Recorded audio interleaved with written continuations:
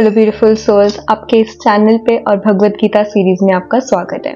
इस वीडियो में हम बात करेंगे चैप्टर 3 श्लोक 22 से 26 की, जिसमें हम ये समझेंगे कि भगवान श्री कृष्ण को आखिर धरती पर जन्म लेने की जरूरत क्या पड़ी, उन्हें अवतरित क्यों होना पड़ा।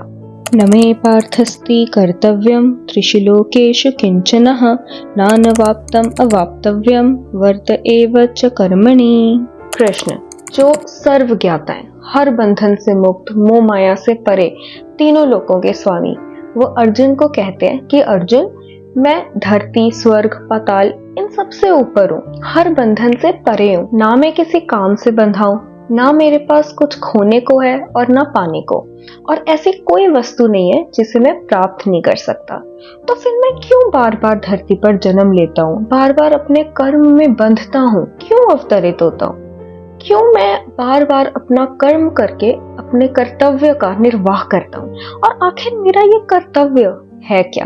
यदि ये हम न वर्तेयम जातु कर्मण्य तंद्रितः मम वर्तमानो वर्तन्ते मनुष्या पार्थ सर्वशः। अब अगले श्लोक 23 में कृष्ण बताते हैं कि मेरा कर्तव्य धर्म स्थापित करना है, एक अच्छा लीडर बनना है। अब आप और मैं, हम सब जानते हैं कि कृष्ण से बड़ा लीडर कोई नहीं है। हर कोई उनके बताए मार्ग पर चलना चाहता है, उनकी बताई बातों को स्मरण रख के अपना हर काम और कर्तव्य करना चाहता है। इसलिए यदि कृष्ण अवतरित होकर हमें सही दिशा और सही मार्ग नहीं दिखाएंगे तो बहुत बड़ा अनर्थ हो जाएगा। सबको यही लगने लगेगा कि अगर भगवान कोई कर्म नहीं करते तो हम भी क्यों करें। उन्हें कर्म ना करना धर्म लगने लग जाएगा। कर्म योगी बनने के लिए, हमें प्रेरित करने के लिए उन्होंने महाभारत जैसे युद्ध में भी योगदान दिया। उनकी नारायणी सेना ने कौरवों का साथ दिया और वे खुद अर्जुन के सारथी बने। अब अगर वो खुद कर्म ना करते, हमारे सामने उदाहरण ना बनते, तो मनुष्य तो यही सोचता कि इन्हें ज्ञान देने का अधिकार कैसे है। इसलिए वो खुद अपने आप में एक प्रेरणा बने। और ये चीज हमें ये सिखाती है कि हम खुद जितने भी बड़े इंसान बन जाएं, अमीर बन जाएं, ज्ञानी बन जाएं, हमें हमेशा इस दुनिया का और दूसरों का हित सोचना चाहिए। कभी भी सेल्फिश होकर नहीं जीना चाहिए। उत्सीदेयुरि मे लोका न कुर्याम कर्म चेदहम संकरस्य च कर्तास्याम उपहन्य मिमा प्रजः।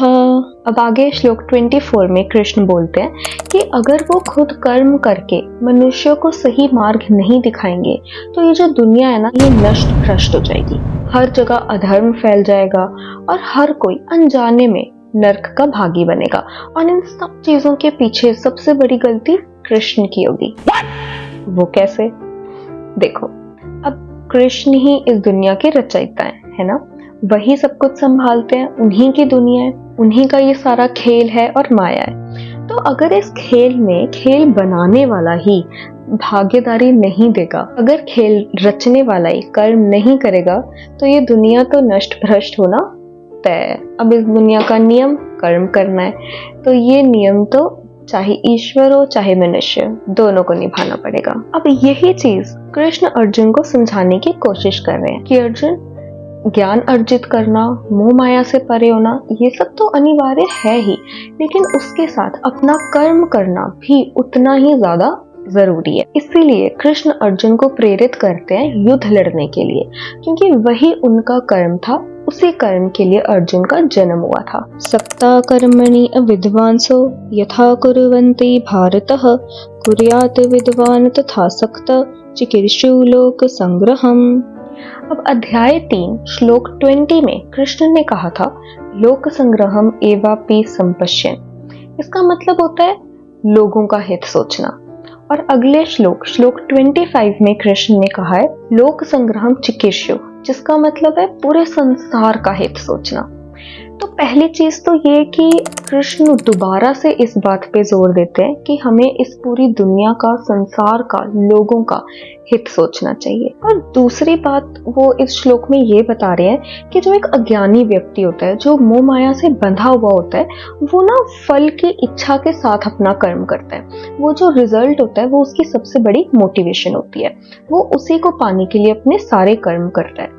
लेकिन अगर हम एक ज्ञानी बनकर उन्हें सीधा सीधा ये समझाने जाएंगे कि तू फल की चिंता मत कर, बस अपना कर्म करते रहे, तो वो ना गलत डायरेक्शन में चला जाएगा। क्योंकि फल की चिंता नहीं करेगा, फल प्राप्त करने की अगर इच्छा नहीं रखेगा, तो अगर एक अज्ञानी व्यक्ति है, वो उसके पास कर्म करने की कोई मोटिवेशन नहीं रहेगी। कहीं ऐसा ना हो कि वो कर्म ही करना छोड़ दे और गलत मार्ग पर चलना शुरू कर दे। इसलिए अगर हमें लगता है कि कोई व्यक्ति इस मानसिक स्थिति में नहीं है कि वो इतनी जल्दी इस ज्ञान को समझ पाए, तो हमें उससे जोर जबरदस्ती नहीं करनी चाहिए। हमें उसे अपना कर्म करने देना चाहिए। अगर वो फल की इच्छा करते हुए अपना कर्म कर रहा है तो उसे करने देना चाहिए।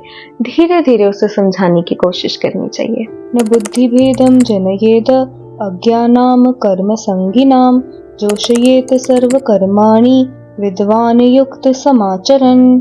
आगे श्लोक 26 में कृष्ण बताते हैं कि अगर हम खुद ज्ञानी हैं तो हमारी ये जिम्मेदारी बन जाती है कि हम ऐसे कर्म करें जिसे देखकर दुनिया का कर्म करने के प्रति जो श्रद्धा है और जो विश्वास है वो बढ़े, ना कि हमें काम या कर्म ना करते देख वो खुद भी इसी मार्ग पे चलना शुरू कर दें, या कोई भी काम करने के प्रति उनके मन में अश्रद्धा, अविश्वास पैदा हो जाए।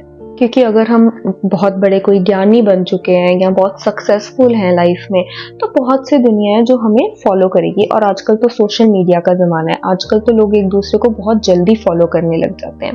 तो अगर दुनिया ये देखेगी कि ये तो इतना बड़ा आदमी बन गया है लेकिन ये तो कोई काम ही नहीं करता, कोई कर्म ही नहीं करता, तो कहीं यही तो इसका रहस्य नहीं कि कोई भी काम ना करो तो सब कुछ बन जाएगा। और ये सोच के दुनिया गलत रास्ते पे चलना शुरू कर देगी।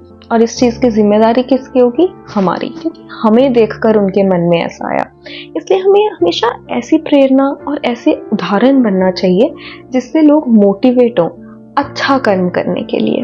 और कृष्ण भी तो अर्जुन को इसीलिए युद्ध करने के लिए कहते हैं, धर्म स्थापना के लिए, हम लोगों को सही मार्ग दिखाने के लिए। ऐसे ही श्री भगवत गीता के श्लोक के गहरे मतलब समझने के लिए आप मेरे जरिए गीता पढ़ते रहो और अपने इस चैनल को सब्सक्राइब कर लो। और हाँ, इस वीडियो को शेयर जरूर करना, क्योंकि गीता का ज्ञान हम जितना लोगों के साथ बांटते हैं ना, उतना ही हमें भी और ज्यादा समझ आने लग जाता है। अगली वीडियो में हम बात करेंगे चैप्टर 3 श्लोक 27 से 35 तक की।